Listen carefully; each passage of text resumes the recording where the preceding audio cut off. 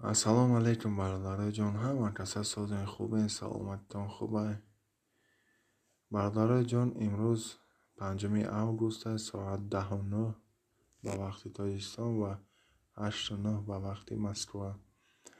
برنامه گفتن همونه برادرای جان، تا حال کورس همون خیلی سادگیه، یعنی 1164 سامان در همه بانک‌های تاجیکستان و من خودم خودم اسپیتامین карта دارم. درآمدم دیدم 1164 سامانه، نه پس رسم نه بالا تا حال.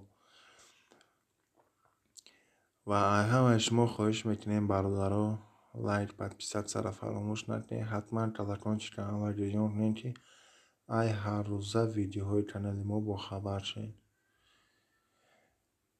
خداوند هر یک شما را نگهبان باشه، باقی سربلند و آباد باشین.